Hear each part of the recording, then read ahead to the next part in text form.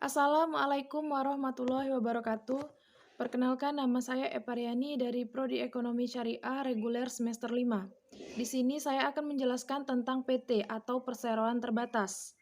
PT adalah sebuah badan usaha atau badan hukum yang memiliki modal untuk menjalankan kegiatan bisnis.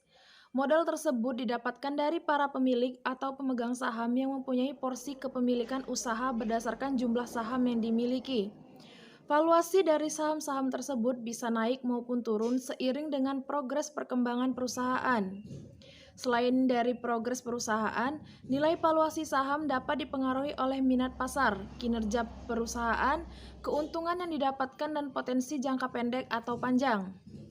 Selain dari progres perusahaan, nilai valuasi saham dapat dipengaruhi oleh minat pasar, kinerja perusahaan, keuntungan yang didapatkan, dan potensi jangka pendek atau panjang. Sebagai keuntungan memiliki saham, para pemegang saham berhak mendapatkan dividen dari keuntungan yang didapatkan kegiatan bisnis perusahaan.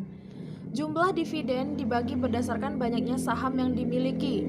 Satu hal yang jadi pembeda antara PT dengan badan usaha lainnya adalah aset kekayaan perusahaan terpisah dari harta kekayaan pemegang saham.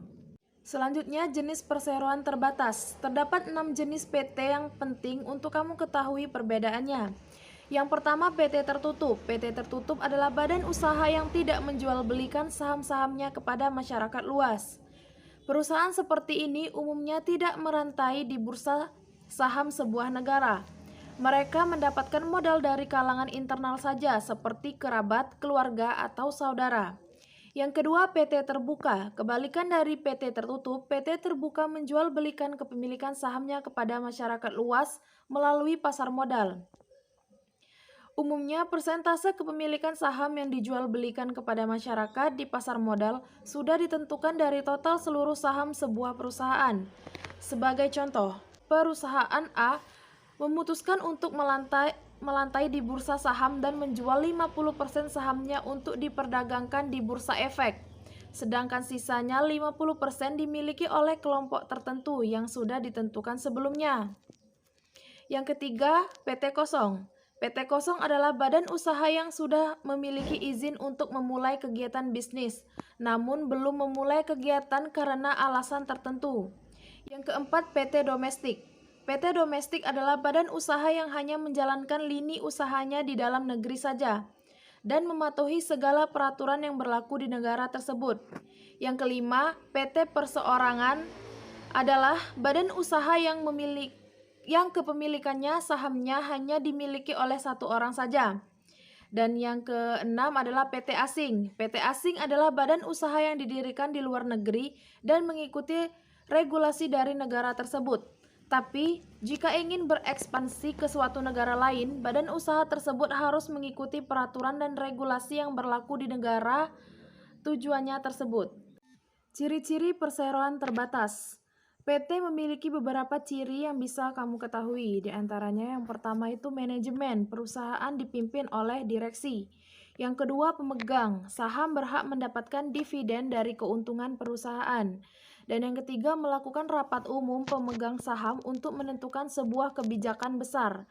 Yang keempat, tidak mendapatkan bantuan apapun dari negara. Yang kelima, PT didirikan dengan tujuan utama mencari keuntungan. Yang keenam, memiliki fungsi komersial dan ekonomi.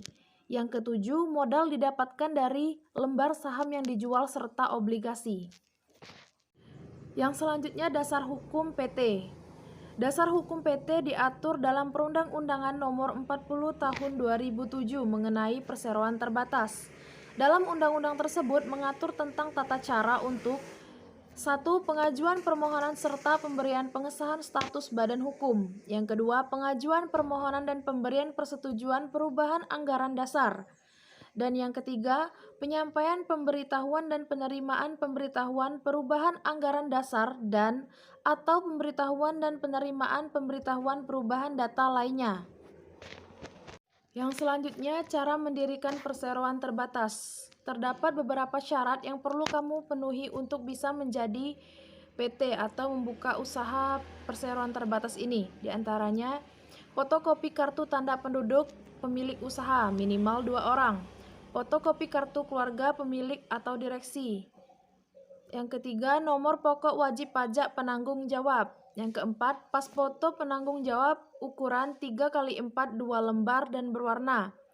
Yang kelima, fotokopi pajak bumi dan bangunan tahun terakhir sesuai domisili kegiatan usaha. Yang keenam, fotokopi surat kontrak atau sewa kantor atau bukti kepemilikan tempat usaha. Yang ketujuh, surat keterangan domisili dari pengelola gedung jika domisili gedung berdomisili di gedung perkantoran. Yang kedelapan, surat keterangan RT atau RW jika dibutuhkan bentuk perusahaan yang mendomisili di lingkungan perumahan khusus luar Jakarta.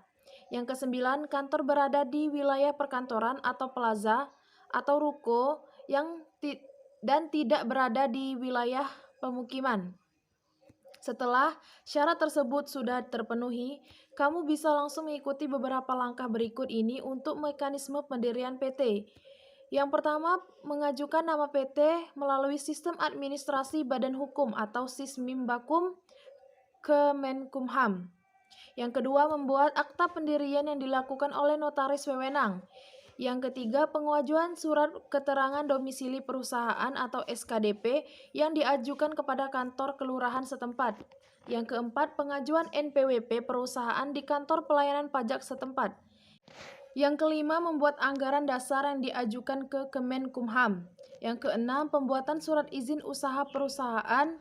Yang ketujuh, mengajukan tanda daftar perusahaan ke Kepala Suku Dinas Perindustrian dan Perdagangan atau Koperasi Usaha Mikro Kecil Menengah dan Perdagangan Kota atau Kabupaten setempat.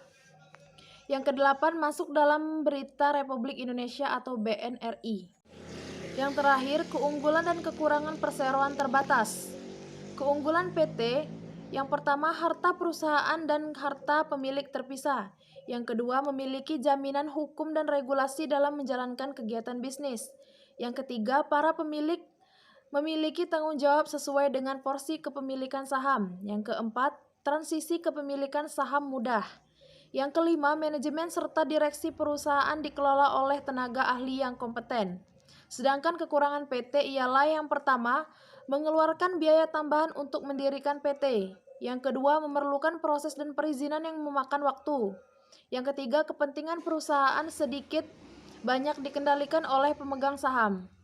Baiklah, sekian penjelasan singkat dari saya mengenai PT atau perseroan terbatas. Lebih dan kurang saya mohon maaf, kepada Allah saya mohon ampun. Saya akhiri, wabillahi taufiq wal hidayah. Wassalamualaikum warahmatullahi wabarakatuh.